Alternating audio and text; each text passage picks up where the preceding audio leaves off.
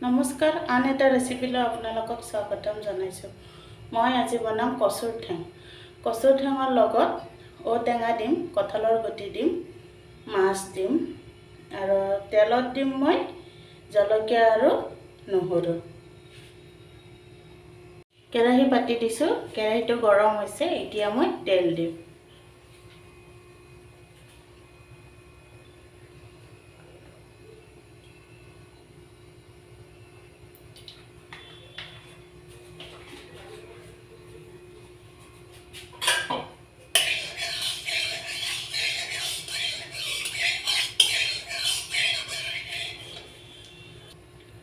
তেলটো গৰম হৈছে, নিমখ হালধি সানিয়ে থৈ দিছোঁ মই মাছত। এতিয়া মাছটো ভাজি লওঁ।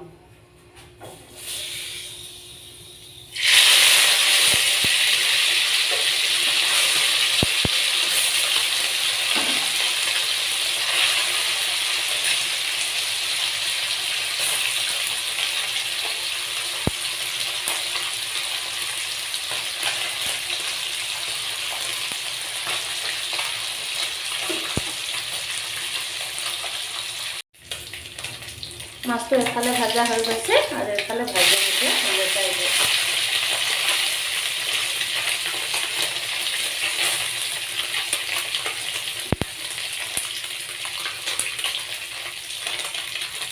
মাছকেইটা ভাজা হৈ গৈছে, মাছকেইটা এতিয়া নমাই থৈ দিম।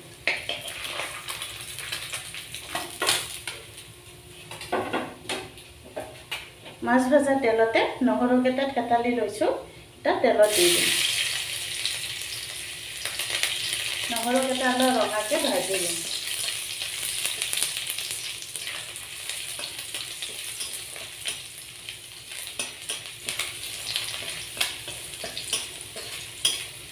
এতিয়া দিম মই কঁঠালৰ গুটিকেইটা।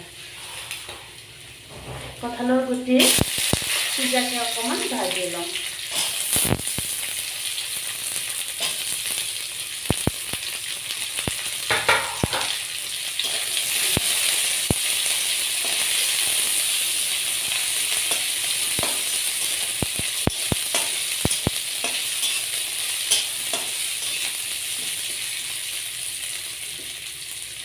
কঁঠালৰ গুটি সিজিবৰ কাৰণে অকণমান ঢাকনি মাৰি দিম।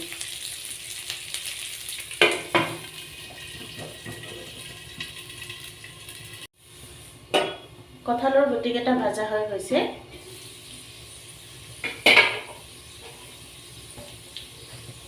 এতিয়া দিম কচুৰ ঠেংটো।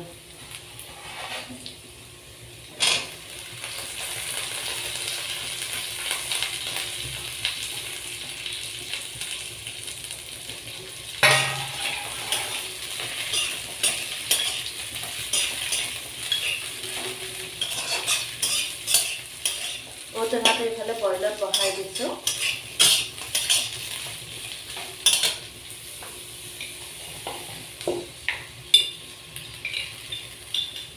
হালধি দিলোঁ,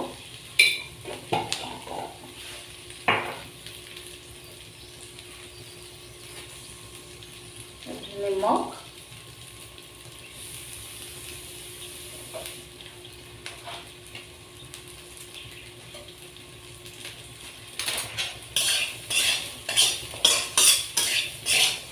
একদম কম তেলত বনাইছোঁ, টেঙা দিম যে সেইকাৰণে।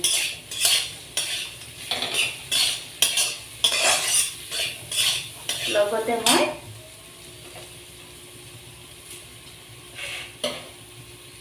কেঁচা জলকীয়া কেইটামান দি দিছোঁ।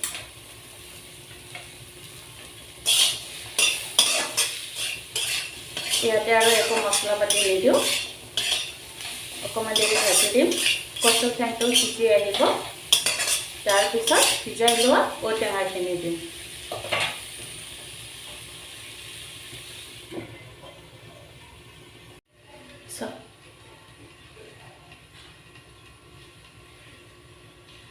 এতিয়া চব্জিখিনি লৰাই দিওঁ।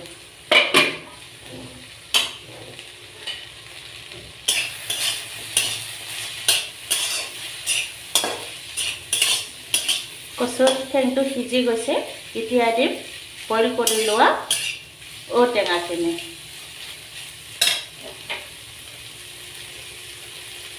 পানীটোৱে আৰু ঔটেঙাটোৱে ঢালি দি দিম।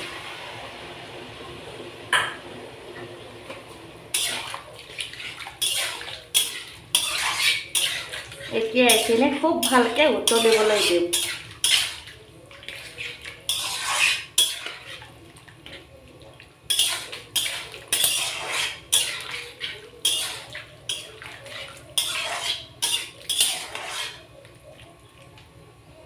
এইটো ঢাকি দিম।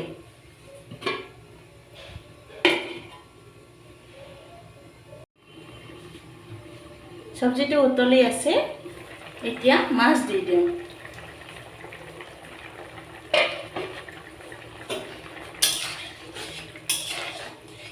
যেতিয়া খুব গৰম দিয়ে তেতিয়া টেঙা আঞ্জা খাবলৈ খুব মন যায়। আমাৰ এইটো ট্ৰাইবেলৰ চব্জি, কম তেলত এনেকৈ বেছি গৰম পৰিলে কচু খাবলৈ মন গ'লে আমি ঔটেঙা আৰু মাছ কঁঠালৰ গুটি দি কিনে এনেকৈ বনাই খাওঁ। তেতিয়া ভাতকেইটা কেইটামান বেছিকৈ যায়। কচুৰ ঠেংটো সিজি গৈছে, কঁঠালৰ গুটিও সিজিছে। এতিয়া দি দিম মাছ। মাছটো দি 10 মিনিটমান উতলিবলৈ দিওঁ।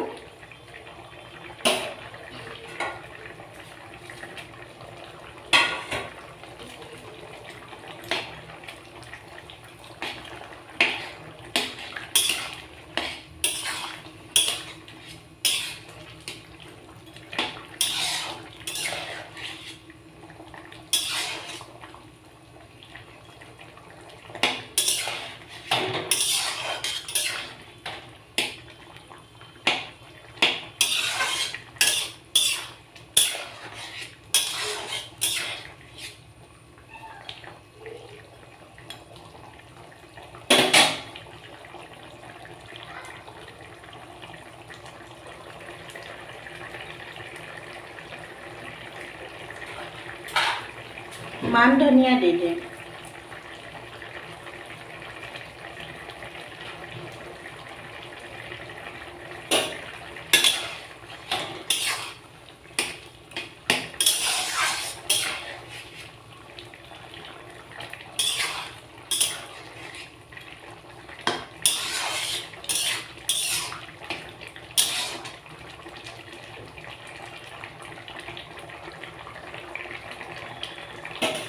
চব্জিখন হৈ গ'ল।